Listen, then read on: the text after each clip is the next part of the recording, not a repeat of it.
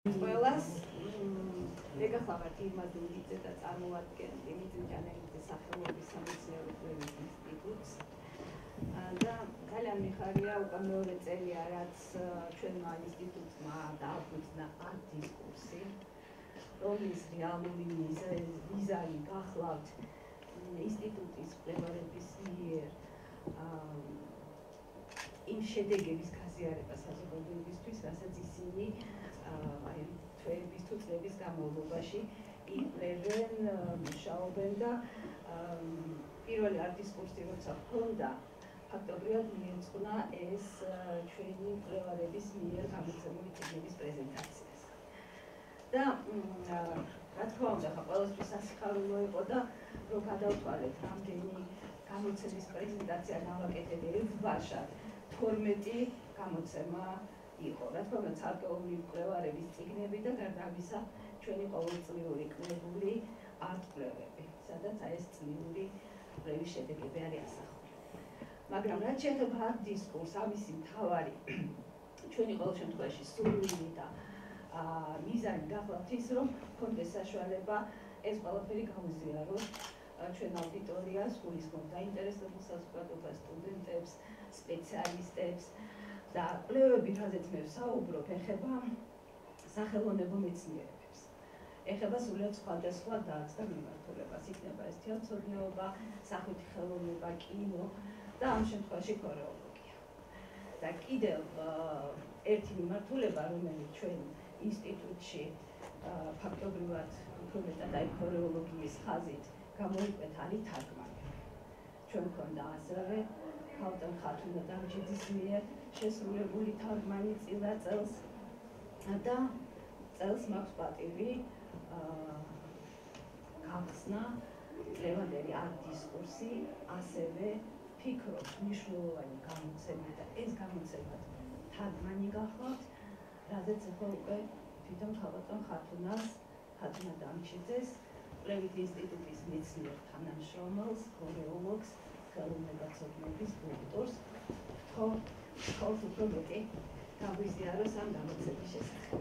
მადლობა, უღესი მადლობა ჩვენს ხელმძღვანელს, ქალბატონობას. მიხარია რომ ხედავთ მოგვიდით ამისათვის დიდი მადლობა. დიახ, დღეს მინდა წარმოგიდგინოთ ჟან ჟორჟ ნოვერის წერილები ცეკვის შესახებ. ეს ნაშრომი მომზადდა კულტურის სამინისტროს მიერ მხარდაჭერილი პროექტის ფარგლებში. ეს იყო სახელოვნებო საგანმანათლებლო ლიტერატურის დამხმარე სახელმძღვანელოებისა და სახელმძღვანელოების შექმნა თარგმნის ფარგლებში. თავდაპირველად, როდესაც განცხადება შევიტანე, ვაპირებდი სწორად შეტანას სრულიად სხვა წიგნის თარგმნა მინდოდა, მაგრამ ეს დღეები დაემთხვა ანანოს გარდაცვალებას, ჩვენი ანანოს აბსოლუტურ გარდაცვალებას და გადავწყვიტე, რომ შემეცვალა პროექტი და თარგმნა წერილები შესახებ, რადგან ეს იყო მისი დიდი სურვილი იყო და მას უნდოდა, რომ თავად ეთარგმნა ფრანგულიდან, მაგრამ ამის საშუალება მას არ მიეცა სხვადასხვა მიზეზის გამო და ადრე შეცვალა მოკლედ პროექტი და ჩასული წერილები ცეკვის შესახებ და გაიმარჯვა კიდეც ამ პროექტმა და ასე ვთქვათ, ჩვენ დღეს ქართულ ენაზე გვაქვს ერთ-ერთი ფუნდამენტური სახელმძღვანელო ვალეის ისტორიაში. ეს გახლავთ ის ნაშრომი, რომელიც ალბათ ყველამ უნდა იცოდეს, ვინც ქორეოგრაფიაშია და ქორეოლოგიაშია და რატომ გადავწყვიტე და რა მნიშვნელობა აქვს ზოგადად ამ ნაშრომს ვალების ისტორიაში. ნოვერი, ჟან ჟორჟ ნოვერი იყო ფრანგი ქორეოგრაფი, განმანათლებლობის ეპოქის ბალეტმაისტერი, რომელმაც ფაქტობრივად ჩამოაყალიბა სიუჟეტური ბალეტი. რა არის სიუჟეტური ბალეტი? აი, როდესაც ჩვენ დღეს ვთქვათ, ავირჩევთ ოპერაზე წავიდეთ თუ ბალეტზე წავიდეთ თეატრში, სწორედ მისი დამსახურება. სიუჟეტური ბალეტი ეს არის, როდესაც ბალეტს გაუჩნდა თავისი სიუჟეტი, როდესაც ის გახდა დამოუკიდებელი, როდესაც მას უკვე ჰქონდა თავისი ლიბრეტო, თავისი პარტიტურა, თავისი მხატვარი, თავისი ქორეოგრაფი, თავისი პროფესიონალი მოცეკვავეები და ასე შემდეგ. გარდა იმისა, რომ ნოვერი იყო პრაქტიკოსი და ყოველივე ამას ჩაუყარა საფუძველი, ის იყო თეორეტიკოსიც. როდესაც საუბრობენ ნოვერზე, როგორც სიუჟეტური ბალეტის დამფუძნებელზე, იქ შიგადაშიგ იპარება ხოლმე პატარ-პატარა დეტალები, რაც გვეუბნება, რომ ნოვერის გარდა სხვებიც იყვნენ, ვინც ამ მიმართულებით მუშაობდა. აი მაგალითად ანჟოლინი იქ წერს, რომ ეუბნება ნოვერს, რომ შენ კი არაო ჰილდერლინგის დამსახურებაა სიუჟეტური ბალეტის ჩამოყალიბებაო. და ცხადია, რომ ნოვერი ამ მიმართულებით მარტო არ იყო ამ საქმეში, მაგრამ ნოვერი იყო ის, ვინც დაგვიტოვა ასეთი არაჩვეულებრივი ნაშრომი. ნაშრომი, სადაც წარმოდგენილი არის მისი ხედვა, მისი ფიქრი, მისი ზრუნვა, მისი იდეები, ექსპერიმენტები, დადებითი თუ უარყოფითი დეტალები, წარმატება თუ წარუმატებლობა და აი ამ ფონზე, როდესაც ის თავის შესახებ გვიყვება, ასევე ჩვენ ვხედავთ იმ ობიექტურ სინამდვილეს, რომელიც იმ პერიოდში სუფევდა და არსებობდა მე-18 საუკუნის საფრანგეთში და ევროპაში და სხვათა შორის, როდესაც ვკითხულობთ მის ნაშრომს, ძალიან კარგად ჩანს იქ როგორი ერთიანი არის ევროპა, იმიტომ რომ მას საშუალება ეძლეოდა ემუშავა ავსტრიაშიც, საფრანგეთშიც, ინგლისშიც და სხვადასხვა, ასე ვთქვათ, ქვეყნებში. დიდებულთა კარზე, მეფეების კარზე, სადაც ის ქმნიდა თავის შემოქმედებას. რატო ქვია ახლა წერილები? წერილები ეს არის ნოვერის, ასე ვთქვათ, წერის სტილი, სადაც ის სხვადასხვა შინაარსის, ასე ვთქვათ, თავის ნაფიქრს გვთავაზობს. წერილები როგორ უნდა იყოს ბალეტმაისტერი, რაც ოდნა მოეთხოვება. წერილები მიღბების შესახებ და ათასი სხვა დეტალის შესახებ, რომელსაც ის ამ ნაშრომში განიხილავს და ეს ნაშრომი დაიწერა შტუტგარტში 1760 წელს. და შემდეგ იგი მრავალგზის გამოიცა, მაგრამ ის, რომელიც მე 1927 წლის რუსულიდან თარგმანის მიხედვით შევასრულე, გამოცემულა 1807 წელს. 1807 წლის ფაქტობრივად ხელახალი გამოცემა არის. ძალიან შორს რომ არ წავიდეთ ნოვერის შემოქმედებასთან დაკავშირებით, ერთი დეტალი კიდევ უნდა ვთქვათ, რომ ეს არის განმანათლებლობის ეპოქა. ეს ყველამ კარგად იცის, რა ეპოქა არის, რა ხდება ამ დროს, როდესაც ფეოდალიზმს უკვე უპირისპირდება კაპიტალიზმი, კაპიტალისტური ელემენტები შემოდის, ძველი უპირისპირდება ახალს, დიდი ძვრები არის ყველა მიმართულებით, საზოგადოებრივი ცხოვრების ყველა მიმართულებით, ჩნდებიან განმანათლებლები, დიდრო, რუსო, მონტესკიე, ვოლტერი და აი ამ განმანათლებლების იდეებით საზრდოობს ფაქტობრივად მთელი საზოგადოება და მათ შორის თეატრი და რა თქმა უნდა ბალეტიც არ დარჩა გვერდზე. ნოვერი წასული იყო ლონდონში, იქ უნდა დაედგა ერთ-ერთი თავის საუკეთესო ბალეტი და სულ გრძნობდა, რომ ჰქონდა თეორიული ცოდნის უკმარისობა. და მას მიეცა საშუალება დაუმეგობრდა იმ პერიოდის ძალიან გამოჩენილ და ასე ვთქვათ დღევანდელი ტერმინით რომ ვთქვათ სუპერ ვარსკვლავს დავით გარიგს. და გარიგმა მას დაუთმო თავისი უმდიდრესი არაჩვეულებრივი ბიბლიოთეკა, სადაც სწორედაც აი სიუჟეტური ბალეტის ჩამოყალიბების პროცესში მან მიაგნო ანტიკური ეპოქის თეატრის შესახებ ინფორმაციას, განსაკუთრებით რომაული თეატრის, სადაც პანტომიმა იყო წამყვანი იმ პერიოდში, სწორედ მათი ხელწერა იყო პანტომიმით გადმოეცათ სიუჟეტი და აი სწორედ პანტომიმა იქცა მის სამეცნიერო ენადაც. იმიტომ რომ მანამდე სანამ სიუჟეტური ბალეტი გაჩნდებოდა, ბალეტი როგორც ასეთი ჩადგმული იყო ოპერისა და დრამატული თეატრის სურათში და წარმოადგენდა რას? გაწყდებოდა სადღაც სულელობა სპექტაკლის, გამოვიდოდა რამდენიმე მოცეკვავე, იცეკვებდა თქვა დავიღოთ ალემან და გალიარ და გაბოთი და გავიდოდნენ ისე. ამასაც აღნიშნავს სხვათა შორის ნოველი, რომ აბსოლუტურად ამოვარდიო მე იმ განცდიდანო, რომელშიც ვიყავიო და ახლა ხელახლა უნდა ჩავარდეო ამ მოცეკვავეების გასვლის შემდეგო. ამიტომ განმანათლებელთა იდეებშიც სწორედ ეს იყო, რომ ბალეტი იყოს ცალკე და დანარჩენი იყოს ცალკე და სწორედ ეს იყო ძირითადი მიზეზი სიუჟეტური ბალეტის ჩამოყალიბების. სიუჟეტური ბალეტი უკვე როდესაც მას ჰქონდა თავისი სიუჟეტი და რაზე აგებდა ნოველის სიუჟეტს აგებდა ისევ და ისევ მითოლოგიაზე მართალია, მაგრამ უკვე ბალეტი იყო ცალკე. გარდა კორნელის ტრაგედიებსაც, მაგრამ იქაც ისევ მითოლოგიური სიუჟეტი დომინირებდა. მისი საუკეთესო ბალეტები აგებული არის სწორედ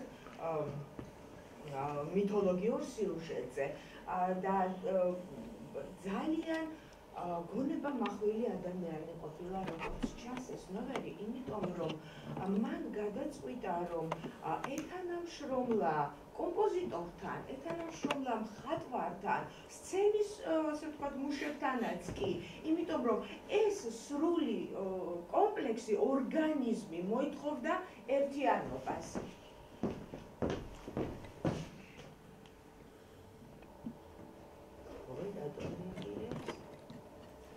ისრით გადადა. ისე არის აგირებდა. დიახ, ფაქტობრივად დიდი ხანი იცოცხლა, როგორც ხედავთ, გადავიდა. ფაქტობრივად მთელი მე-18 საუკუნე და კომპოზიტორებთან მუშაობა მათ ძალიან ბევრი მისცა მას, მაგრამ განსაკუთრებით ყურადღებას აქცევდა მხატვრებთან მუშაობას და რატომ ახლა ის თვლიდა, რომ საჭირო იყო მხატვრების, აი ამ დიდი მხატვრების ტექნიკის შესწავლა, არასახვითი და არამედ კომპოზიციის და პერსპექტივის, რომელსაც ის უკვე იყენებდა თავის სპექტაკლებში.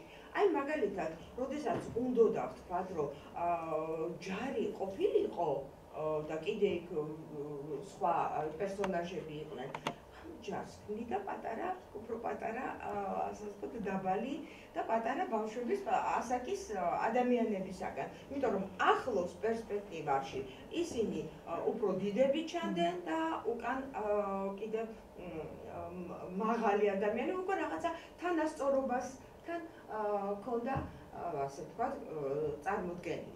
გარდა ამისა, ამ პერიოდისთვის ძალიან მნიშვნელოვანი არის, რომ ქალები ადიან სცენაზე უკვე, ქალები ახდენენ საცეკვაო კოსტიუმის რეფორმას, დაპატარავდა კაბა, დამოკლდა ფეხსაცმლის ქუსლი, მთლიანი კოსტიუმი და ამან ყველაფერმა საშუალება გააჩინა, რომ ქალის ცეკვის ტექნიკა განვითარებულიყო და აი სწორედ მაქედან რომ დაიწყო ქალის ცეკვის ტექნიკის განვითარება, სანამ ჭაბუკიანი არ მოვიდა და არ თქვა, რომ მე არ მინდა ვიყო მეგარგული, მე მინდა ვიყო მოცეკვავეო და უკაცრავად არ შექმნა ის ბალეტები, რომელშიც მას ასე ვთქვათ, თავარი როლი ჰქონდა და მამაკაცის ცეკვა კიდევ უფრო მეტად დაიჭერდა, აი მანამდე არ გაჩერებულა, ასე ვთქვათ, ეს პროცესი.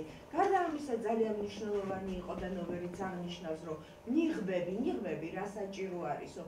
ნიღბები საჭირო იყო ანტიკურ თეატრში, როდესაც ძალიან დიდი სივრცე იყო და ნიღაბი იძლეოდა საშუალებას, რომ ხმა მიწვდენოდა ბოლო კანდარაზე მჯდომებს და ასევე დაენახათ ელემენტარულად პერსონაჟი, ხო?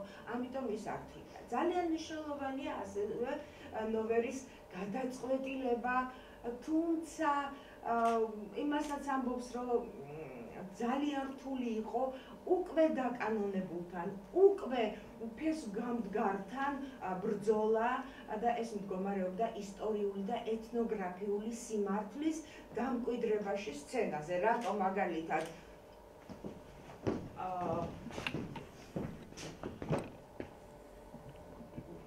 დამბრუნდები წინა გვერდზე რატო მაგალითად, როდესაც ის დგამდა ანტიკური, ასე ვთქვათ, ანტიკური მითოლოგიის სიუჟეტზე, შეუძლებოდა მოცეკვავეებს, რომ არ შეიძლება ამ ლოკონებიანი პარიკით იცეკვო რომელიმე ანტიკური გმირი. ანუ ეს ისტორიული სიმართლე, მაგრამ ძალიან უჭირდა ამასთან დაპირისპირება, იმიტომ რომ ისინი თვლიდნენ, რომ ასე იყო საჭირო და აი ამ სიძველესთან ბრძოლა უწევდა ნოვერს, მაგრამ ეს პროცესი ცხადია უცბად არ ასე ვთქვათ გასულა ბოლოში და არ დასრულებულა ამ პროცესს ჭირდებოდა ათეული წლები და ფაქტობრივად ნოვერის დამსახურებით და კიდევ სხვებისაც იმ პერიოდში, ვინც მის იდეებს ითვალისწინებდა და მისდევდა მე-18 საუკუნის დასასრულისთვის უკვე ბალეტი იყო ავტონომიური და დამოუკიდებელი. თლად ისე არ იყო როგორც დღეს და ამასაც ცოტა დრო დაჭირდა. ასე იგი დამთავრდებოდა ოპერა ან დრამატული სპექტაკლი და მას მოსდევდა შემდეგ ბალეტი. აი ასე იყო, მაგრამ ბალეტი უკვე აღარ იყო ესე ჩაჩხერილი პატარ-პატარა ასე ვთქვათ ნომრების სახით სპექტაკლის სურათში და მას ჰქონდა უკვე თავისი სიუჟეტი. ძალიან საინტერესოა ერთ დეტალს მაგალითად იმდენად ცდილობდა რა რეალისტური ყოფილიყო მისი სპექტაკლი, რომ წერია რომ წიგნში რომ მედეასა და იაზონის დადგმისას იმდენად ფურიების გამოსახულებები იმდენად რეალისტური იყო და იმდენად საშინელი იყო, რომ ზოგს გული წაუვიდა სპექტაკლზე და ზოგი კიდე შეშინებული გარბოდა. ანუ აი ყველანაირად ცდილობდა რომ ბალეტი ყოფილიყო რეალისტურიც, გასაგებიც, იმიტომ რომ პანტომიმა რა იყო, ახლა პანტომიმა იყო ძალიან ბევრი ჟესტიკულაციაზე აგებული, ხო, მოძრაობა, ჟესტიკულაცია, განცდების გამომსახველი, ბევრი მიმიკა და ასე შემდეგ. და ნიღბების მოშორებამაც სხვათა შორის მიმიკა და მსახიობის ოსტატობა ისე განავითარა, რომ მოცეკვავე უკვე მარტო მოცეკვავე კი არ იყო, არამედ მოცეკვავე გახდა მსახიობიც. აი სხვათა შორის ვერც კი წარმოიდგენთ მისი ყველაზე არ გადადის, იქნებ დამეხმარო, არ რეაგირებს. მისი ყველაზე წარმატებული ბალეტი ეს იყო მედეა და იაზონი.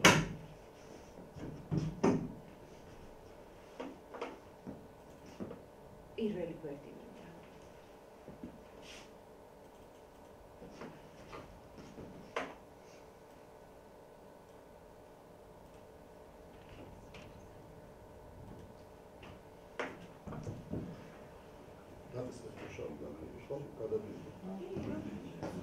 როგორ გადავედი სხვა გვერდებზე?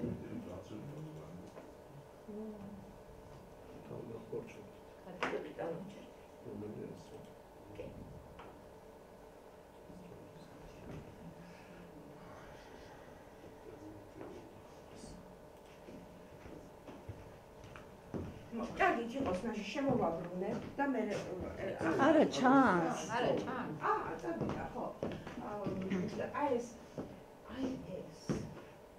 არის ლითოგრაფიაზე გამოსახული, შემოვრჩა ლითოგრაფიაზე გამოსახული მისი სცენა საბალეტო სპექტაკლიდან, ხედავთ როგორი პათეტიკაა, პარიკი, ლოკომებიანი და ეს არის სცენა მედეა და იაზონი.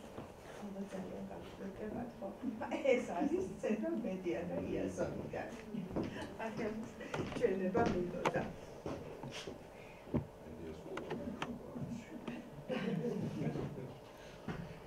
აი ეს არის წერილები ცეკვის შესახებ. წერილები ცეკვის შესახებ მოსდევდა ბალეტებიც. ინგლისურ ვერსიაში რომ ვნახე, ბალეტებიც არის ნათარგმნი, მაგრამ რომ ვნახე, იცით რა არის? უბრალოდ ლიბრეტოები არის, იცით როგორი, ვინ როდის უნდა გამოვიდეს, ვინ როდის უნდა გავიდეს, ახლა ვინ შემოდის, ახლა ვინ გადის და აი ეს იყო და ეს არც რუსებმა არ ჩათვალეს მართალი გითხრათ, საჭიროდ ამის თარგმნა. ახლა თუ ვინმეს მაინც და მაინც ძალიან აინტერესებს კი არის ინგლისური ვერსიები და ამის ასე ვთქვათ გაცნობის საშუალება. ახლა რაც შეეხება თავად თარგმანს.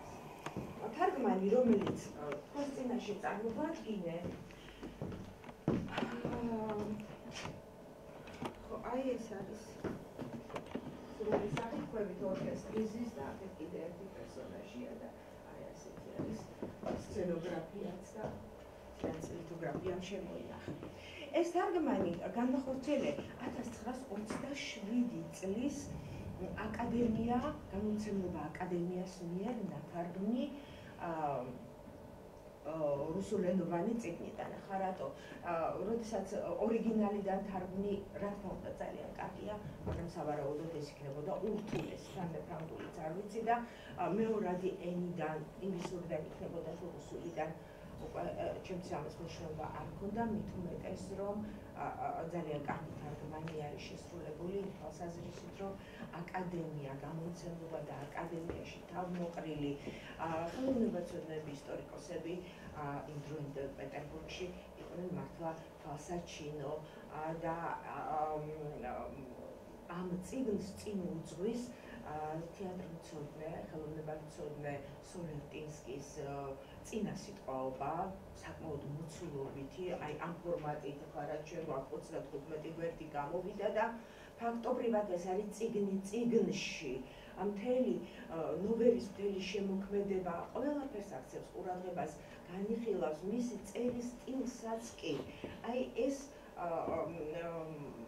ერთ-ერთი მიზეზი, რატომაც მე ავირჩიე და სხვათა შორის გამოცემლობა აკადემია და სოლერტინსკიც და ბევრი სხვაც, ვინც აქ მოღვაწეობდა, მაშინ მუშაობდა, მოექცა რეპრესიების ქვეშ და აკადემია დახურეს 27 წელს და სოლერტინსკი სრულად ახალგაზრდა გადაასახლეს და ძალიან მალევე დაიღუპა.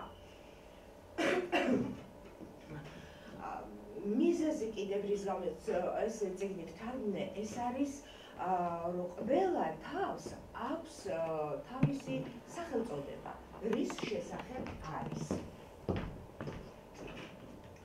ჩვენ გვაქვს ბიბლიოთეკაში 1965 წლის გამოცემა, რომელსაც არ ახლავს დასათაურება თავების, მხოლოდ განუმრილია თავი პირველი თავი მეორე და სანამ არ დაიწყებ კითხვას ვერ მიხვდები რაზე არის და აქ არის ყველაფერი განსაზღვრული ცეკვის ხელოვნების აღორძინების შესახებ, დაყოფის შესახებ, ბალეტმაისტერის სწავლების კურსის, სიუჟეტების არჩევის შესახებ და ასე შემდეგ. ანუ ყველაფერი არის აქ უფრო მარტივად და კარგად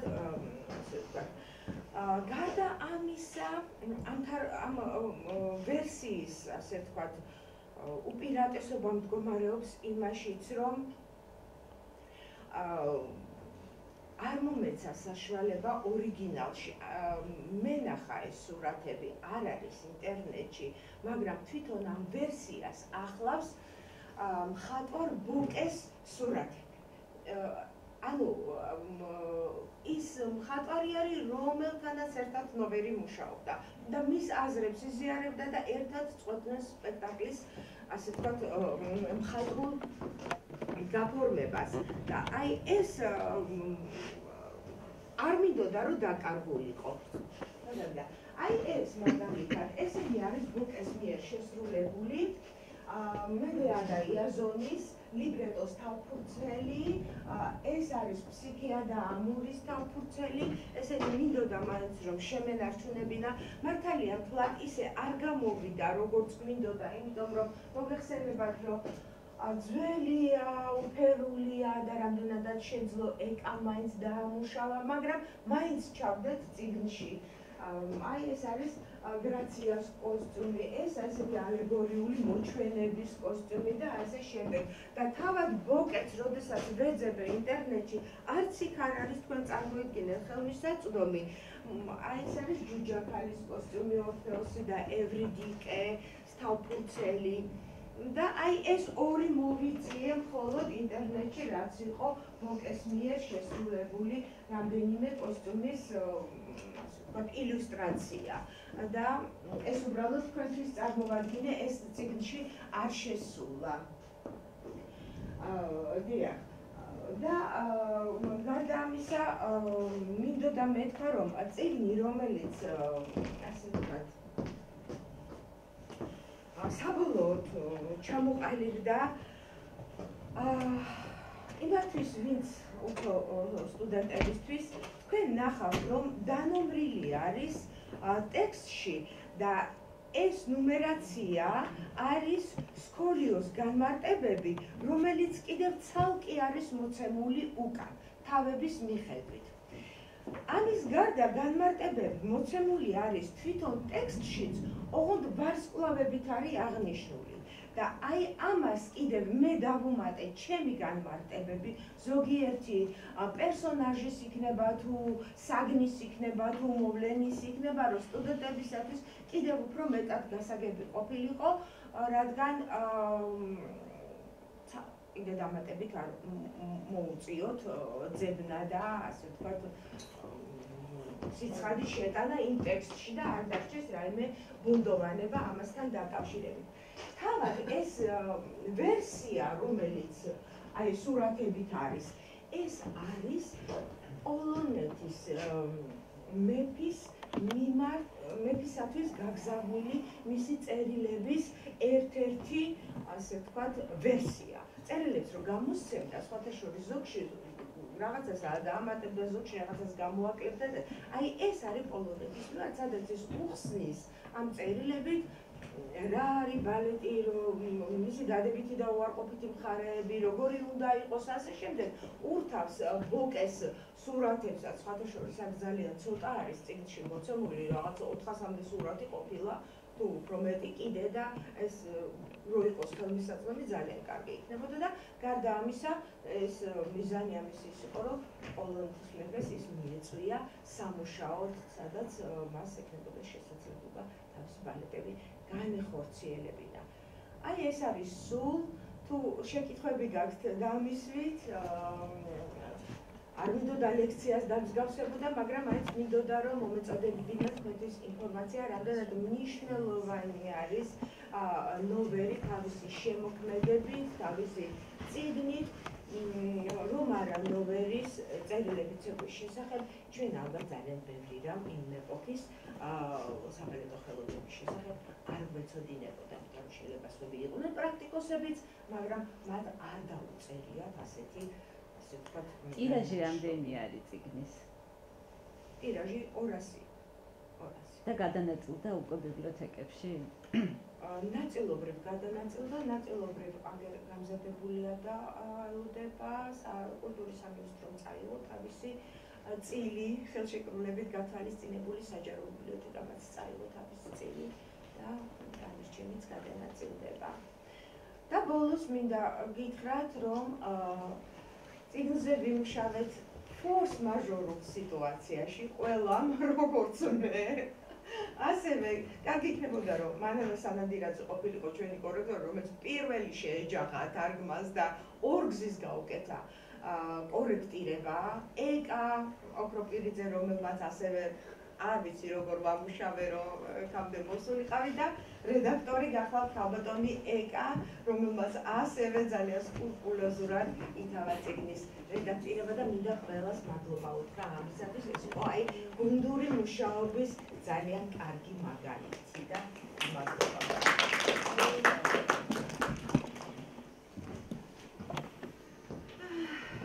დიდი მადლობა. ეს წიგნი გამოიცა უნივერსიტეტის გამომცემლობაში კენტავრი, ჩვენ ძალიან ვიმადლიერებით ამ შესაძლებლობას, რომ უნივერსიტეტს აქვს თავისი გამომცემლობა. მე რომ რაოდენობრივად თქვი 12 წიგნის პრეზენტაცია კი ჩვენთვის ეს თან სასიხარულოა, რომ ჩვენ ამდენი კვლევა გვაქვს, თარგმანი გვაქვს, სხვა ტიპის გამოცემა ცხადია, მაგრამ რო არ გქონდეს ეს გამომცემლობა, ყველა წიგნი რაც კი გვაქვს, ახლა მე 24 წლის წიგნებს არ ვეხები. ერთადერთი, რომელიც არ არის გამოცემული კენტავში, არის ბატონი გია ცკიტიშვილის ვერიკა და სახიობელი. მე მგონი ეგ არ არის კენტავის გამოცემა. აი დანარჩენი ყველა ჩვენი ფაქტიურად მეორე სახლი გამოდის ჩვენი გამომცემლობა და რა თქმა უნდა ეს დიდი სიკეთეა ვიმადლიერებით. და პირველ რიგში ეს ამ წლის პირველი დისკუსია და ძალიან მიხარია, რომ სწორედ აი ამ გამოცემით გავხსენით და ზოგადად წიგნის წარდგენით, რომ არა ეს მასალები, კვლევები, თარგმანი ძალიან ცალკე გამომცემლობა თავისი უამრავი სიკეთით რაღაცა პარალელურ რეჟიმში დავრჩებოდა. ასე რომ მე ყველას დიდ მადლობას ვუახსენებ და რა თქმა უნდა პირველ რიგში და პერსონალურად ქალბატონ ხათუნა დამიშტის. დიდი მადლობა.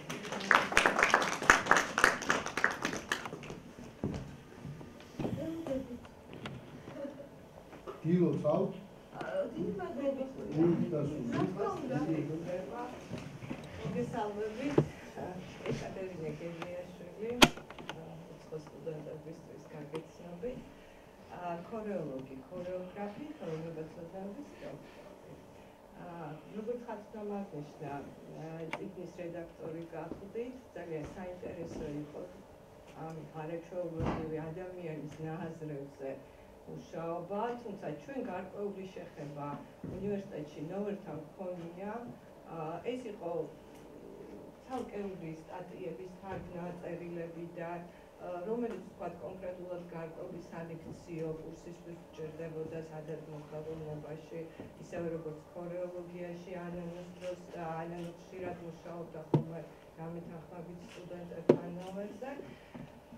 და რა თქმა უნდა, ჩვენთვის პატივი იყო კიდევ ერთხელ შევხვდებოდი ამ ადამიანს, მის ნააზრევს და ეხლა არ განმეორდები, ხათუნამ ძალიან დაწვრილებით გვესაუბრა, თუმცა რამდენიმე დეტალს დავამატებდი ხათუნა, რაც თქვენ არ გითხრათ.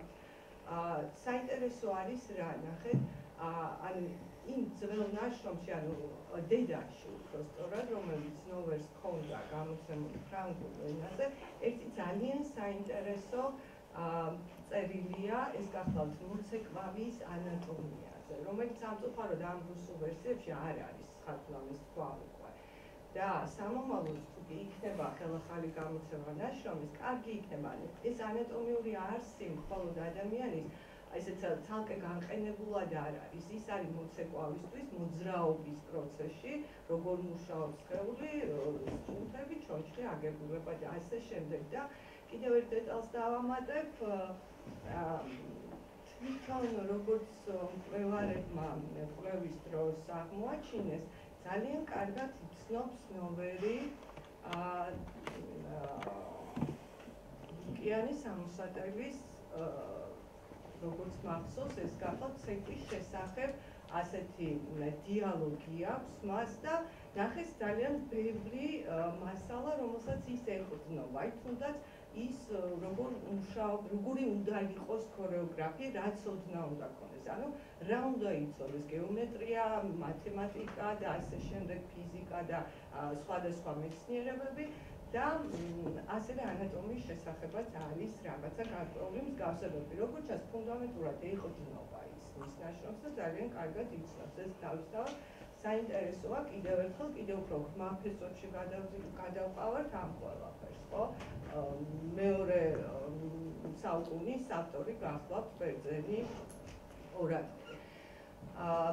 და მინდა ავნიშნოთ თვითონ ჩვენი სტუდენტებისთვის, არა მხოლოდ ქორეოლოგებისთვის, იმიტომ რომ ქორეოლოგებისთვის აქვს ზღვა მასალაა, რომელიც გარკვეულ ცოდნას მისცემს მათ, ქორეოგრაფებისთვისაც ძალიან საინტერესოა ეს ნაშრომი, იმიტომ რომ ისაუბრობს იმაზე, თუ როგორ უნდა იმუშაოს ქორეოგრაფმა, ბალეტმაისტერმა, როგორ უნდა იმუშაოს მხატვართან, სხვადასხვა შემოქმედებითი პროფესიის ადამიანებთან, ხო?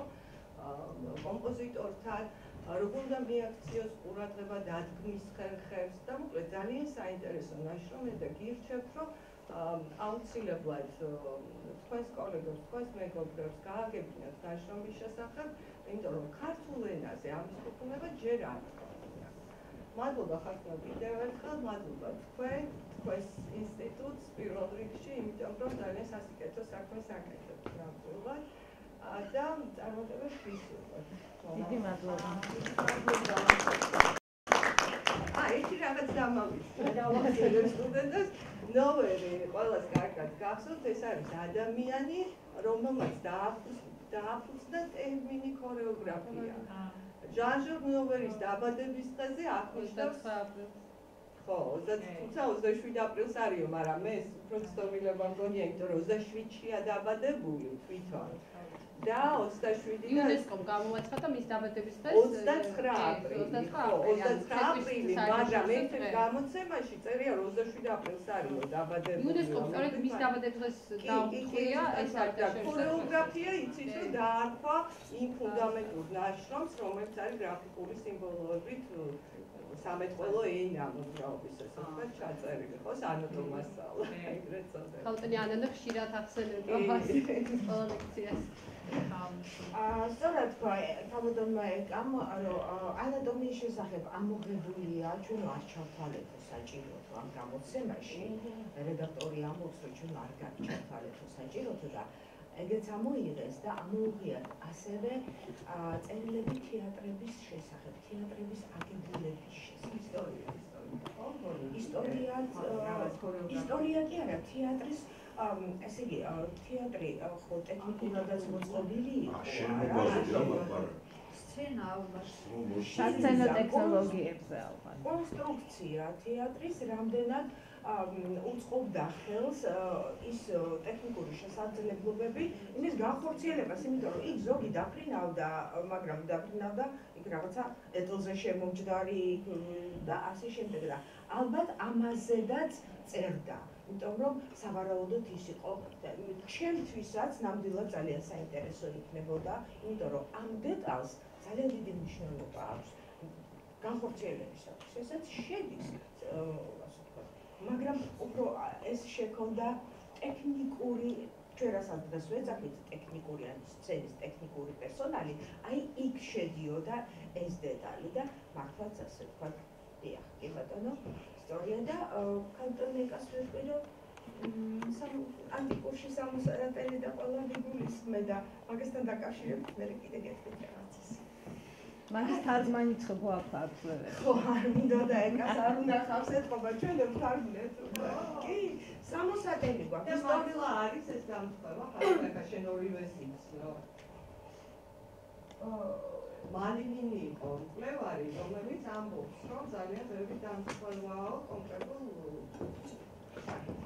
ეკას იქიდან აიღო ეს პანტომიმის ვერსია იქიდან აიღო, თორე როგორც ასეთი დამთხოვა არის, რა თქმა უნდა, იმიტომ რომ იქაც ლუკიანე და ანუ ლიკინე, როდესაც ესაუბრება და უთვიცებს, რამდენად კარგია თეატრი, მოყავს ის დადებითი, ასე ვთქვათ, დასკვნები თეატრის შესახებ და საბოლოოდ მისი მოპა ეგრე ეუბნება ლიკინეს, რომ შენ რო წახვალო თეატრშიო, ჩემთვის ერთი ადგილი შეინახეო, რომელიც თავდაპირველად თავიდან ტექსტის დასაწყისში ეუბნება, რამდენად ცუდია თეატრი, რამდენად ამორალურია თეატრი, რამდენად არ შეიძლება, რომ ეს წესიერმა კაცმა გააკეთოს და მიიღოს მონაწილეობა და გადმოიყვანს თავის ასე ვთქვათ ხარის. ჩვენ გამოვეცით უკვე სამი ფუნდამენტური ანტიკური ლუკიანე, ისტორიული ყოფითი და ნოველი. აი ეს სამი გვაქვს ჯერჯერობით მე ვნახოთ რა იქნება. აი ახლა მინდა რომ გადავიდეთ ასე ვთქვათ, განსაკუთრებაზე ეს ცოტა ძიმია, მაგრამ რა გიყო. ჩვენ აი ეს 15 წელი მიდის პატში.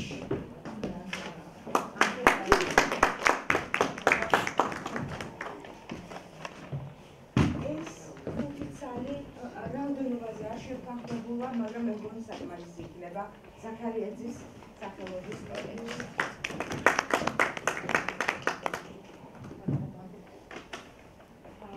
იგივე არის მოსული, ვისაც უნდა გადამეცა მურმანი არ არის, ალიბარაშვილის უნდა გადამეცა არ არის და საბალეტო სკოლა უნდა მოსულიყო, მაგრამ ვიღაც მირეკავდა ეხლა ვერ უპასუხე. როდესაც გამოჩნდებიან მერე გადავცემ და ეხლა რამდენისთვის მე ყოფა ასე მოგიზარდა ყოველთვის ერთი რაღაც დამავიწყდა და ახლა ვიკასდეს თქვენ როდესაც გითხარით რომ ანანის გარდაცვალებას დაემთხვა ეს პროექტის დაწყება. მე ეს წიგნი უძღვენი ანანოს და თქვენ როცა გადაშლით, წაიკითხავთ, რომ ეს ეძღვნება ანანოს ხსოვნას.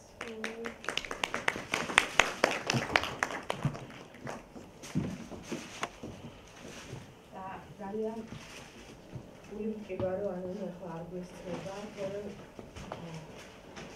რამდენად ახარებული და კმაყოფილი იქნებოდა.